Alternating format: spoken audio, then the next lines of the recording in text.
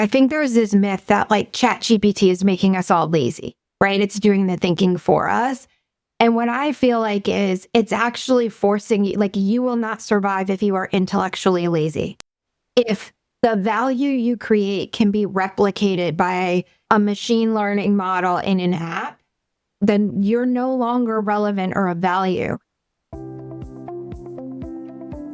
Hello, everyone.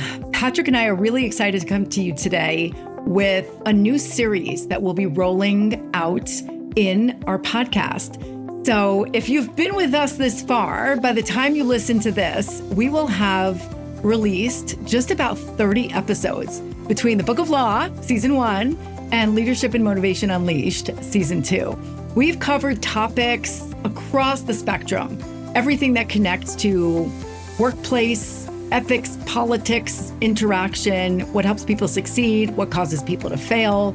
We've tackled some really timely topics like AI, remote work, and then some really old school topics like how to handle bad behavior, right? How to plan a career path that will get you where we want to go.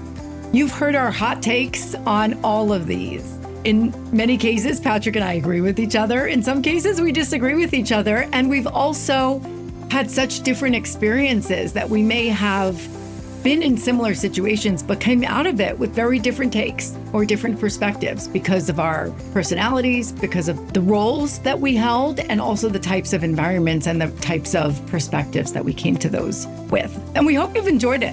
What we're going to do next is something a little interesting. Over the course of some of these same episodes, we have mentioned names of people that we admire, people that we've worked with over the years that have taught us lessons, that have dropped quotes, that have handled situations in really unique ways. And what we are going to do over the next series is introduce you to some of our favorite people. Patrick and I have reached out to some of the folks in our network who we feel have particularly unique experiences, perspectives, and stories that we'd like for them to share with you. And they've graciously agreed to come on our podcast and have conversations with us. And some of them will share different takes that they have on topics we've already covered. And others might share just different unique perspectives that we wouldn't be able to offer because we haven't had those experiences.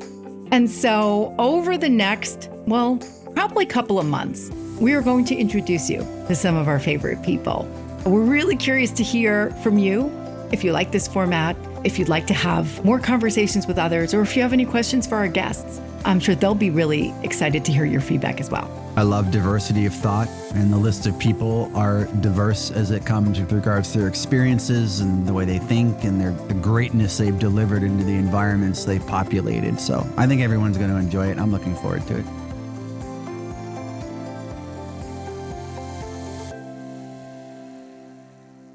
Hello, everyone, and welcome to our third guest episode of Leadership and Motivation Unleashed, featuring the fabulous Amy Philbrook. I am so excited that Amy agreed to join us in this conversation.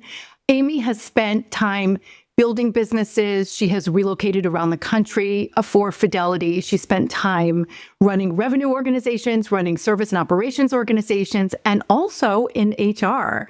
So many of the topics that we've covered on our podcast, I'm curious to hear Amy's perspective on it. Remember, the focus of these guest episodes is for all of you to hear other perspectives from people that Patrick and I have met and worked with along our journeys. So Amy, thank you for joining us today. And why don't you start and walk us through your background. Tell us a little bit about you. Yeah, well, that was an incredibly warm welcome. Thank you. It is a treat to be with a treasured old friend and a treat to make a new friend in Patrick. So thank you both for having me.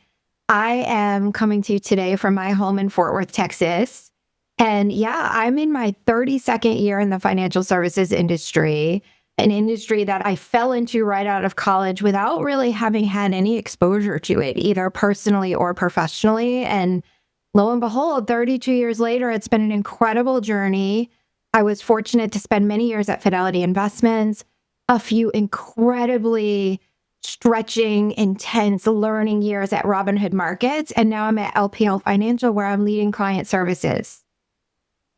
One of the things that I think will come out of our conversation as we go through some questions that we have on tap for Amy is you were known as the Velvet Hammer. Yeah, I still am. Do you want to tell us more about it? What do people mean when they called you that? Well, I think it's a combination of curiosity, courage, and kindness. And that's really, if you asked me, what do I aspire to be known for? Those would be the three words I would love to be known as. And anybody who steps into leadership at any level, even if it's within your family, but there are those times when you have to make the tough call. You have to make a trade-off decision between one great thing and another great thing, or you have to make a decision that's in the interest of the team, but maybe not yourself or an individual on the team. And that takes courage, but it can also, those tough calls can be made with a tremendous amount of curiosity and kindness. Curiosity about how this is going to impact people on the receiving end of the decision, and then kindness for yourself and others when you're making those decisions. But you want to do it quickly, you want to do it decisively, and you want to do it with confidence and full commitment. So I guess that nickname, I think my husband probably gave it to me first, but it quickly carried into the workplace and it has stayed with me all these years. I had bosses in my past. One of my favorite ones, Joe Posey at US Bank. Right after they acquired the business I was with, was like, Patrick, at US Bank, we velvet hammer, we don't sledgehammer. Ooh, I We're love velvet that as hammer, a Patrick. verb. So I love hearing that. There's another one out there. It's good. And I love all those adjectives that coincidentally begin with the letter C. We can spell it with a C. We can spell it with that. And even though people may not necessarily sense the kindness right away when the difficult decision is being made, they may not always like us for having to do that. I think sometimes with time, that part becomes more obvious.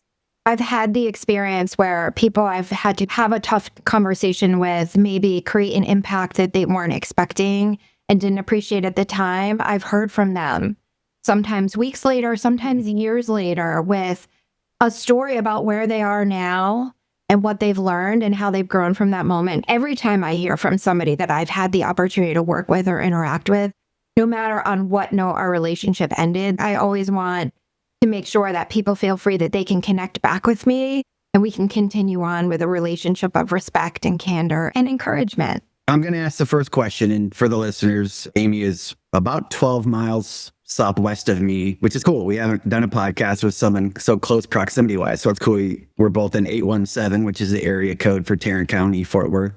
So I have the first question, Amy, if you're ready and willing. So since COVID, and maybe even before, I remember as a kid, and the 80s were like where I came up, right? I'm an 80s kid. And I remember being in my grandparents' house, and this is a very specific memory, outside of Albany, New York, in a town called Fonda, New York. They loved the nightly news, right? Cronkite, that whole crowd back then, everyone tuned into that 30 minutes every evening. And I remember the first time I saw layoff numbers. And in upstate New York, Kodak was a huge employer. And even though we were 2 hours from Rochester, or whatever it was, 2.5, 3 hours from Rochester down 90, that made national news, it made local news. And I remember being a kid, like 10, 11, 12 years old, saying, what's a layoff? And there was a ticker every night about layoffs and layoffs. Yeah. And back then it was the savings and loan crisis. Every decade has its economic thing. So I don't want to paint it like layoffs are a new thing. They've been around for a long time. But recently it certainly gets more air or gets more attention or whatever. And even when the perception of organizations are they're doing well, there they are drawing down. Not all the legions of associates in these organizations track to the P&Ls and the balance sheets and the share prices. And if you're privately held, the expected outcomes by the investors, all the stuff, all the mechanics that make a business go. People who don't track that level of engagement with the financials, it's confusing. Like, your share price is the highest it's ever been, or it sounds like your quarterly earnings were great, or what's your read on the reasonings, the outcomes, the handlings of, and how do you execute against all that as the person impacted, or the leadership perspective, or just the overall genre of that? So the way that I think about this and the way that I have this conversation is it's really not a simple economic formula anymore. It's really about the fact that every organism, and companies are living, breathing organisms, they're in a constant state of dynamic transformation. And they're impacted by all kinds of forces, both external forces and intrinsic forces. AI is the big one that everyone's pointing to right now. AI is transforming not just the way we work, but the way we live, the way we think, the way we learn.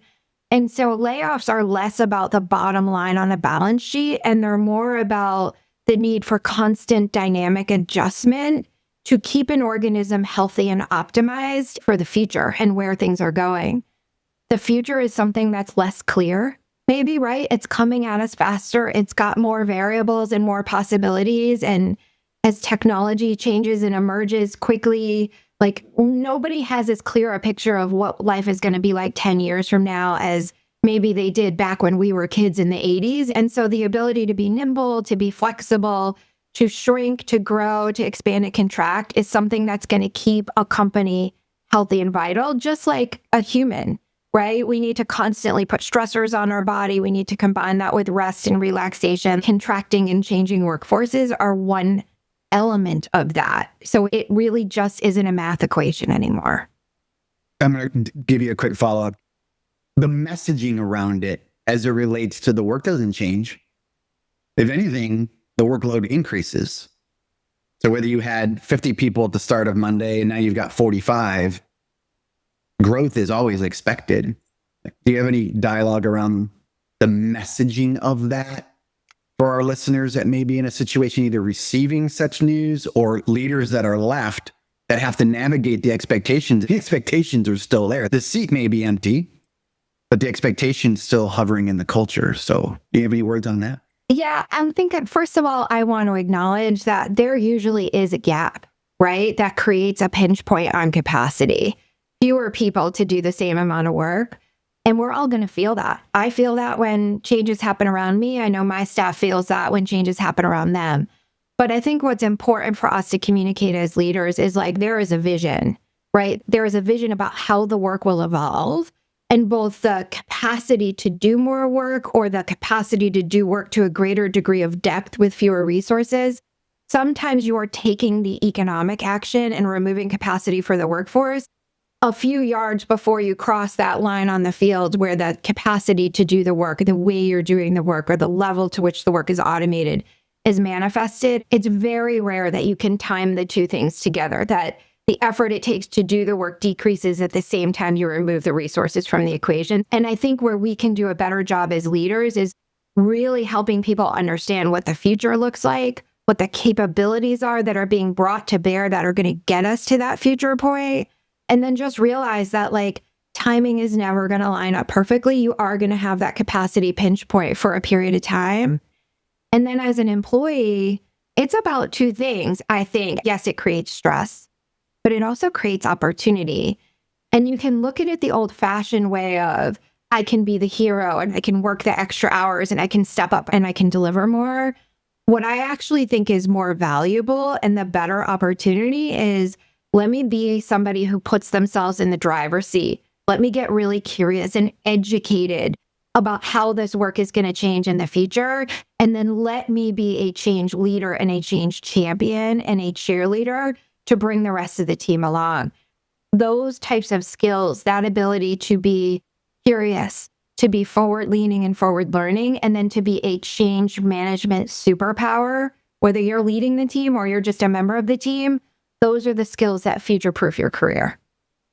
I'd love to chime in for a sec on that because we've all been around skills development, future-proofing organizations. I remember when I was back at AT&T, there was all kinds of talk about taking the wireline telecom people who used to climb up telephone poles and fix things and teach them how to work on mobile technology. Amy, at Fidelity, there was a program where we offered the opportunity to customer service reps to actually become trained in COBOL programming to support mainframes because nobody's graduating with those skills. So there are big companies that have the resources and the time to be able to upskill. But what about the companies that are smaller, more nimble, don't have as much cash reserve to be able to do that?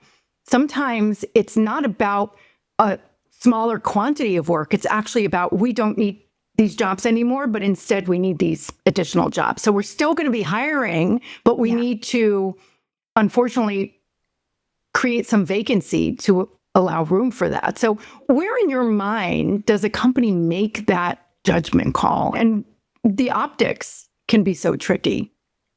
Yeah, I think it's the reality facing every company today, right? There isn't an industry out there that hasn't been materially changed and transformed by technology. And, again, I'm not an expert in AI, but I can tell you I spend the majority of my time thinking about how AI will change the work that my teams do and where we'll be in 5 years from now. So, number one, it's important that every leader casts themselves as a student of changing market dynamics, changing global dynamics, and changing technology dynamics, right? The role of a leader is the role of a learner, I think, today at every level in every company. And if you're not doing that and you're only focused on delivering operational excellence in the current construct, you are going to create more risk that more people are going to be disrupted out of a role without having been prepared to transition and pivot into what role is next. The second thing I would say is you have to look at your population in 3 tranches. You have to look at, who am I bringing in the front door? Who are the new hires? And am I hiring for the skills that are going to be necessary and valuable 3-4 years from now? Am I orienting them from day one now on a path to do the job as it's going to exist in 2 or 3 years? So it doesn't mean more training. It might mean different training. The second thing is your entrenched workforce. That's mid-career and developing career. How do you start integrating learning opportunities and leadership opportunities that really lean into, I'll come back to this concept of, I call them power skills. Some people call them soft skills. You need to be not just excellent at execution anymore to have a future. You need to be excellent at empathy. You need to have high emotional intelligence. You need to have strong communication and storytelling capabilities, because your job may very likely switch from doing to selling, to influencing, to communicating, to aligning. And then the last thing I would say is look at your very experienced workforce that's potentially going to be transitioning out of a traditional work schedule and into the dream of retirement, and think about how can you use them to bridge the gap, right? How can you retain their legacy knowledge of how things were and put them in a role to help bridge the gap between these folks you're bringing in that you're training for doing the work that they've done all along in a very different way. Like, you can't just let that legacy knowledge leave, whether it's through retirements and folks aging out of the workforce or whether it's through a reduction in force. You have to be very strategic about really harvesting the wisdom that comes in your longest term legacy employees. And if I had a magic formula on how every company could do this really well, I'd be selling that. But I think we're all figuring it out differently in different industries as we evolve at different rates of change. That was awesome. Boy, the list of people in Rachel's little black book is outstanding. That's because she's amazing. Oh, I agree. Please. I agree. We had a lot of fun together. I learned a lot from you, Rachel. To me, are the definition of authenticity in leadership. Now, were you a business line leader? So I was leading our diversity office and Rachel was leading our diversity recruiting strategy. I would say we were completely codependent on each other for success. Right. Okay. That work is tricky work, and it's very different work based on the time that you're doing it in. We had a sweet spot of time where we were 2 of the right people coming together where we could really be creative. And I don't know, Rachel, I'd love your take on this, but I think what made us super effective was we were 100% grounded in the business strategy. Yes. How does the company make money? Who are the clientele they serve? What are the operating costs? And then how do we help optimize the magic of a diverse workforce to drive all of those business outcomes?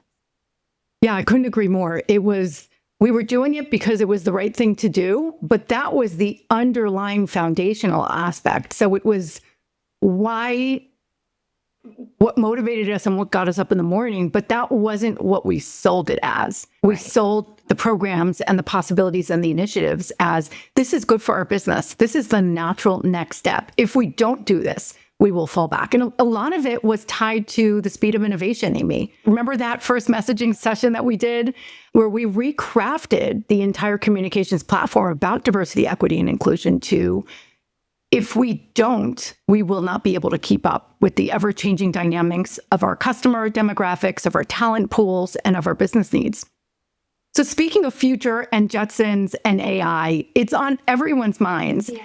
And the inflection point that we're in now with AI really reminds me of what things were like 15 years ago with social media. when everyone in corporate was freaking out about, oh my gosh, do we need to have a Twitter? And the message was, it's here whether you like it or not. You may as well get on board because the conversations are happening. Yes. Whether you like it or not, so be part of it. And AI has some of that same energy to it.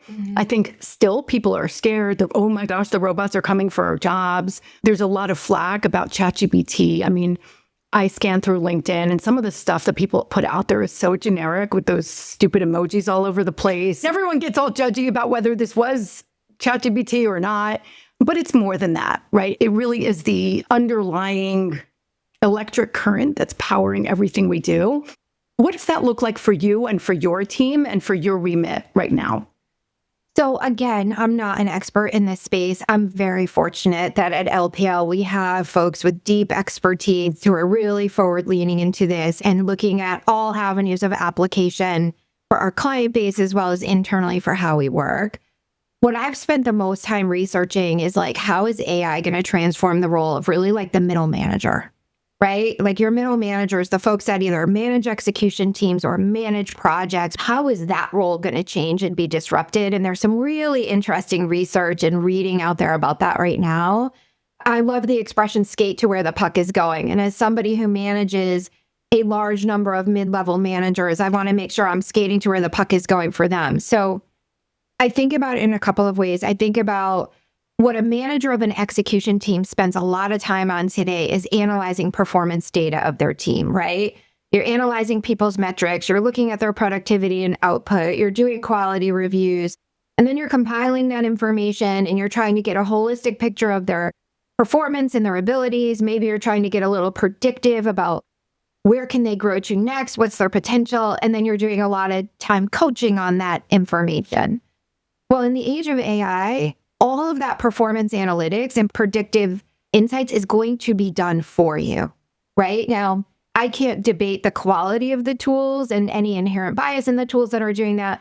But if you assume that the tool set grows to where that's done for you, 50% of your performance development capacity has just been handed back to you.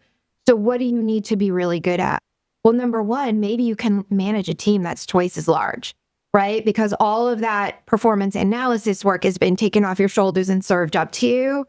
But number two, you've got to up your game in two dimensions. You have to have really good data fluency. Like just because machines are now crunching the analytics for you, you better know the underlying sources and how those algorithms are producing those results and which insights to rely on versus which to tweak. Maybe you're even writing your own performance analytics queries in the future. So learning about prompt engineering might be really important if you're a people manager. You can really lean into unlocking their personal motivations and passions, coaching to their EQ, aligning them with the right next stretch assignment, and really helping superpower careers in this very dynamic landscape. And that's a different skill set than somebody that simply can talk to you and motivate you about hitting a higher level of production or fine-tuning a quality aspect of what you're delivering every day. So that's how I think about it for execution or people managers. For project managers, it's been a minute since I've been in a project manager seat. And so maybe my knowledge here is outdated and you two might have different perspective, but I felt like a lot of time as a project manager was spent on three things. It was spent on breaking down and creating the tasks that were going to hit the end outcome of the project. It was then aligning those tasks to people and making sure they were executed on point. And then it was maintaining connectivity with stakeholders so that when we got to where we were driving to, everybody arrived at the same destination and was happy with where we were at. Well, this is another place where AI is transforming that. You know, when you set an outcome objective for a project, you actually, if you put the right inputs in the model, the task list can be generated for you. And then that combined with performance analytics can assign those tasks to the right resources and deadline management can be all automated. What is the role of the project manager? It's no longer about assigning and directing work. It's really about empowering people, right, to do the best work. And then it's about aligning that project objective with a much larger view of enterprise work. So project managers are going to have to think in a much more enterprise scope, and they're going to have to become work empowerers versus work directors. We pick our topics based on what we imagine is on the minds of many, but we are not mind readers. So please use our form, which we'll link for you in the show notes, to suggest additional topics we should consider, request to be a guest on our show, or give us constructive criticism, which will make our podcast more valuable for many. Thank you so much. We appreciate you. That's so interesting. So there's so much gold there. Two takeaways that jump out at me is one, all this busy bragging that people like to do is no longer going to be as cool as it used to be. No. Right? So people tend to pride themselves on, I have so much to do. I'm so busy. I'm slammed. I have all these meetings.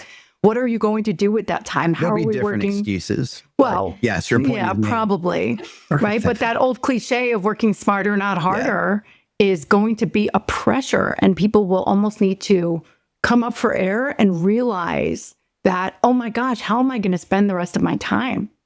I have I don't want to reframe what you said, Amy, because it was so great. So don't take it as a reframing. What Rachel likes to call nuggets of gold, or however she put that. Like I heard, you didn't say the word, but I heard curiosity.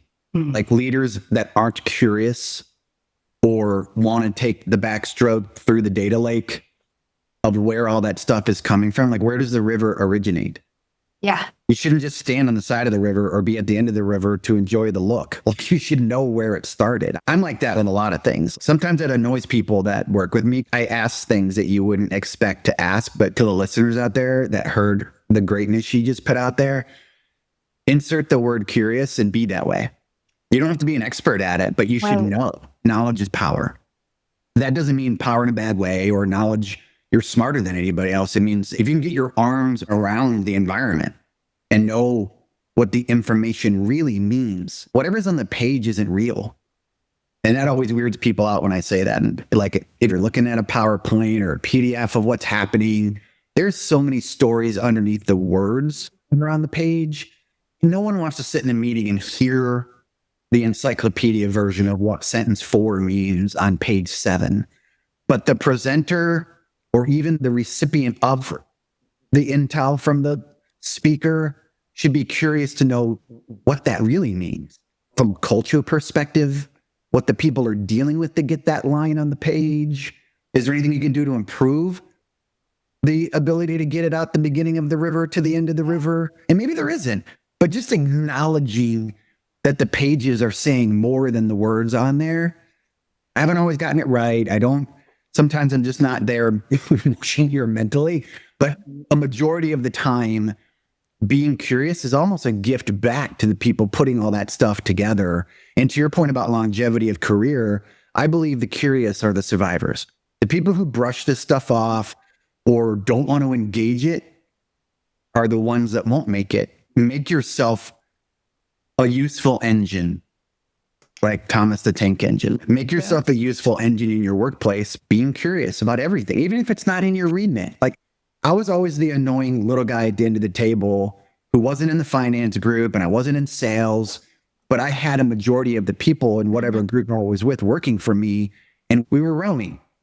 And the document that was being reviewed in MFRs or MORs or whatever fancy words you want to put in, ALCOs, like when I was at US Bank, like all the people that were behind the words in the page, I think matter. And from a leadership perspective, you got to make sure they're in the room with you somehow. And even if the people you're in the room with aren't all that curious, I think it's a leader's job to make sure those people make it into the room. Make sure people know where this stuff comes from, because it's useful. Because people in the room that aren't paying attention and listen may think of something you're not. You know what's, I think there's this myth that like ChatGPT is making us all lazy, right? It's doing the thinking for us. And what I feel like is it's actually forcing you, like you will not survive if you are intellectually lazy. If the value you create can be replicated by a machine learning model in an app, then you're no longer relevant or of value. But if you can use the capacity that model frees up to be insanely curious, that's where you're going to uncover hidden and unlock hidden value. And Rachel and I were catching up earlier, and I said, my youngest just graduated from college in May. He's the Horned Frog at TCU. And the last 2 years of his college career, he used ChatGPT and Gemini and Claude in almost every dimension in every course he took, and his grades got better. And at first, my husband was like, are we wasting our tuition money? Is this kid just using these tools to get good grades?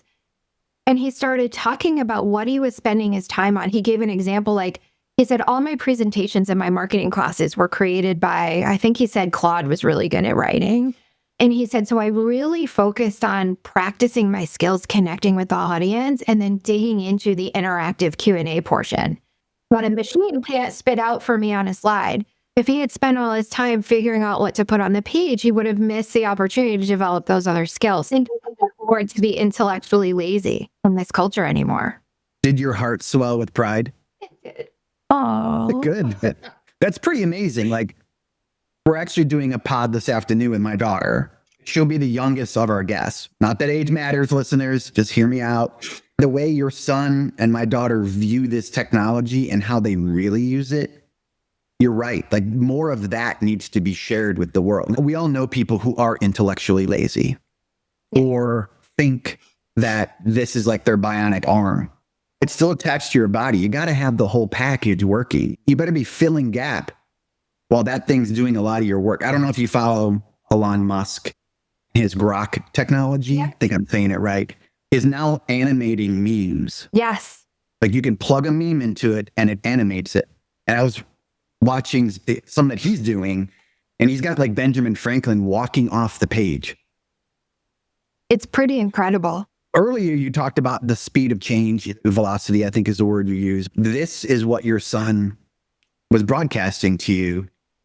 And for the listeners, keeping up with them, whether it's Berkeley, my daughter later, or your son, understand that it isn't an intellectual laziness. They see they're bionicizing their entire being. They're optimizing their brains. Yeah, absolutely. Optimizing their time, optimizing what they use their capacity for. I have a hack for this. So Rachel knows I'm a big fan of, I love to build little habit routines into my rhythm. And I have this hack where I have 45 minutes on my calendar on Fridays. And it used to be just my week in review, right? What did I get done this week? What did I feel really good about? Where did I show up in a way I'm proud of? Where did I fall short? And what do I want to do next week? I started adding in a couple of questions, and they're curiosity questions.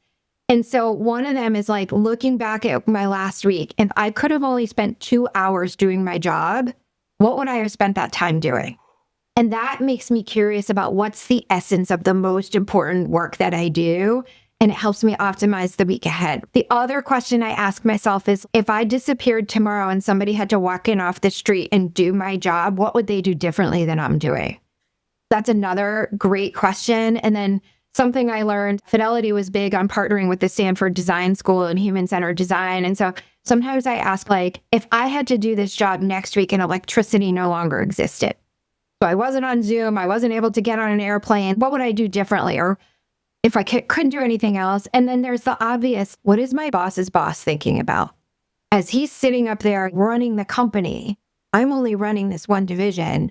What are the things that are probably most on his mind? Where is he spending his time? He's got a chief of staff. He's got an admin. I can ask questions and get not access to sensitive information, but a sense of, tell me how the CEO is spending their time. Like, if you're not curious about that, how are you making sure that you're connecting the value you're creating to what the person, the level above you, 2 levels above you, is spending their time thinking about? Pretty simple routines, and you can build them into your calendar, and a couple of minutes a week can start to build this curiosity muscle. Curiosity is a skill. You can build it, you can practice it. I love that so much. And if you're one of those people that are worried that robots are going to take your job, whether you're an individual contributor or a leader or a manager of people, Amy just gave you the keys to your kingdom. Ask yourself those questions, because that's how you will future-proof your relevance in the workplace. No matter what your job is, whatever industry, whatever size company you work for, those are some really great questions. So there's so much more we can talk about this topic, including how you can take curiosity and transform it to a little bit of snarkiness and start challenging all the fluff that comes out, because people don't do that enough in corporate America, especially in bigger, slick companies where everything's perfect. Sometimes the form matters more than the function. That's one adjustment. Forget about the whole PowerPoint. Sometimes an email with bullet points works.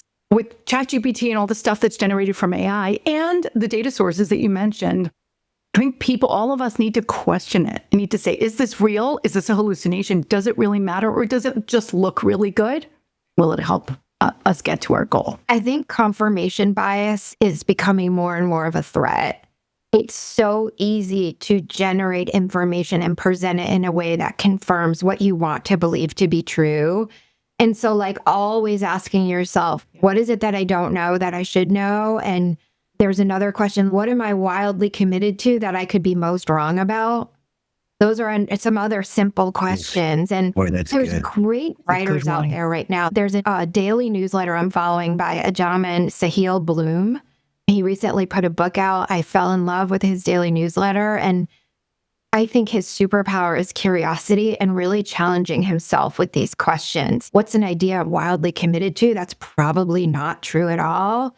That's awesome. Bias killing is hard. It is. And some people don't even know that they're biased towards their own version of the truth. And lack of self-awareness, I believe, drive that bias that I'm right.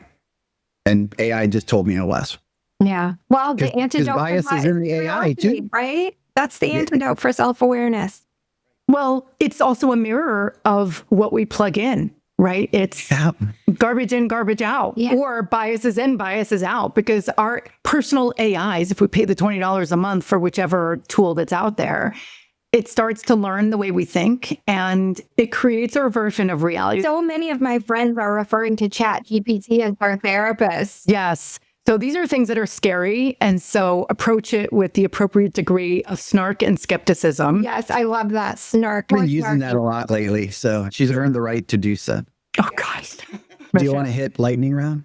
I want to do one last question that I think is really important. And we don't need to spend a ton of time on it because I know we're coming close to our time. So, Amy, Patrick and I talk a lot about HR. So my role is a little bit broader than HR at ChatGalt. It's what I've done for over 25 years. And when people meet me, they'll always say, wow, you're not like other HR people that I met. And I always try and decide if that's a compliment or not. But Patrick and I have talked about the relationship that business leaders have with their HR partner. And sometimes HR is viewed as an annoyance. Oh, HR, they just say no, they get in our way. And sometimes they could really be an enabler, or as some of our previous guests have referred to it, as a co-pilot. So you've spent time on both sides of the aisle. You've led, again, large revenue organizations, operations and service organizations. And before you and I did the DE&I stuff at Fidelity, you led HR for Fidelity's investor centers. So tell us, from your seat, from your view, how your perspective of HR changed after you spent some time in the seat, and what are some best practices for leaders to best partner with their HR folks? Yeah. So the leader I had who recruited me in to be the HR partner for the investor centers, I was already working for him in a business like operations capacity, sales operations capacity. And I remember when he came to me and said, I need you to change your seat at my table and be my partner for HR. And I thought, I'm not qualified for that. Why would I be the right person to do that? And he said, everything you execute through the lens of what does this mean for the people? What do we need from the people? And what culture do we need to support this outcome? So he said, you're already leading HR without the title. And that was like a pivotal moment for me. Changing the seat did feel like a change. It was a change. It was a growth opportunity for me. It came with discomfort. But I think there's more similarity than differences. I think anybody in a leadership role, even if you're leading programs and not people, the work you're doing is impacting the composition of the workforce. You need to be knowledgeable and intelligent about the skills and competencies and talent required to either enable the work or use the output of the work that you're leading. And so anybody leading anything in the business world has to think about the people dimensions. And then conversely, I don't think you can be a successful HR person if all you know are people practices and you don't understand the basics of the business. You need to know the P&L. You need to know how the business makes money. You need to know what the target consumer market is for the product that's being put out there. Otherwise, you're just spreading frosting on a cake versus like really helping to create value for the business. So people leaders, program leaders need to understand the talent they're working with. And HR leaders need to understand the business that they're serving. I think more people should trade seats, like cross the aisle, as Rachel said, more often. I don't think I've had my last HR role ever. I'm sure there'll be another one in my career future at some point. Like doing that movement back and forth is incredibly healthy for individuals and for teams. It says a lot that you took the seat I think it says as much about the person who made that decision. It's easy to fall into a rut. Oh, I need to go find an HR person. When you're right in front of them, and I think HR is overused as two words put together. I think a lot of people see HR as a hirers, firers, bad news phone calls. Yeah. But it is a force multiplier. And we've talked on this podcast a lot about that. I didn't see HR like that the first 10 years of my career. I saw them as I just described. And it wasn't until I got to US Bank and I met some tried and true professionals that saw them as a thread through the P&L. Yes. Not a standalone. It's actually the thread that holds some of it together, if not all of it. Absolutely. So I loved hearing you say that, and good for the people who put you in the seat and for you to execute it. And the uncomfortableness that you felt into that role was your brain growing. Discomfort means growth. Yep. Really, very true. Okay, are you ready for a lightning round? I am. So, first question. Who is a leader that you admire most? Dead or alive, real or fictional? I'm going to say Ted Lasso. That's great. Character. When the show first came out, it was during COVID, and I actually made watching it required book club workshop for my leadership team at the time. So we would watch every episode and we would debrief. Where was he courageous? Where was he kind? Where was he curious? And how did that work together? And then most recently, I keep referencing my son, Jackson, who just turned 22 this week. He's been watching it for the first time. So I've been rewatching it with him, and I've literally been taking notes in my notebook. I just think it's such a unique blend of humility, love, kindness, strength, courage, and set against just like a lovely background of a really heartwarming story. So if I had a leader that I could partner with, work for, or follow, I'd love to be on the football pitch with Ted Lasso. That's awesome. My favorite scene of that is the dartboard. Me too. Yeah, it has been. Me too. Yes, Me curiosity. too. That one is so powerful. Curiosity. I keep getting stuck on that word. If you haven't seen that episode or that clip, it's on YouTube. Just type in Ted Lasso dartboard. But so often we make assumptions about people based on the way they look, the way they speak, the way they act, and nobody would have dreamed that he was a crack dartboard expert person. But we make assumptions and we go into situations not imagining that the blanks could be filled out a different way. That's a great example, Amy. Thank you. What is one book every leader should read? So I have to give you two because Okay. I think they work in combination. So one of them that came out several years ago that really spoke to me was a book called The Principles by Ray Dalio. So he was the founder and CEO of Bridgewater Capital. And I just found his book an incredibly structured way to think about business and to think about life. And the biggest thing that stood out to me there is pattern recognition. It requires data fluency, it requires curiosity, but pattern recognition and being able to do that quickly unlocks value at an incredible rate. And then the companion to that I just read last year, a completely different vein, is The Creative Act by Rick Rubin. He's a musical producer, savant. He has this amazing tome, and it's about how to unlock creativity, systems that allow you to get to quick pattern recognition with the freedom of creativity and curiosity. Like those two together can be mind-blowing and mind-bending. I am going to order those and No see them kidding. up, That's add them to my stack. Thank you for sharing. Yeah. And then last question, Amy, you have accomplished so many things. What is one accomplishment you're most proud of? I get the same answer every time. It's raising kind children. I have two children who are kind and respectful to everyone they meet. And that is what matters most. Amen. Absolutely. Priority matters. Thank you for joining us for this conversation. There's so many takeaways here. Takeaways about being curious and kind and courageous and realizing that all those three can exist at the same time. And Velvet Hammer.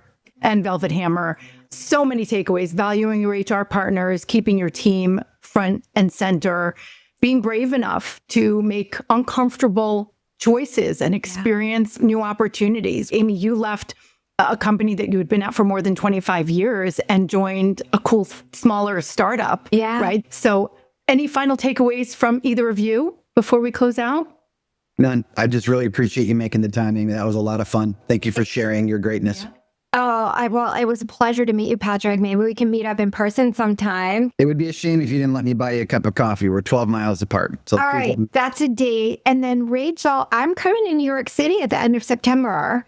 I'll follow up with you and send you the dates. But it was really an honor to be thought of and to be asked. I really enjoy the work that you're doing.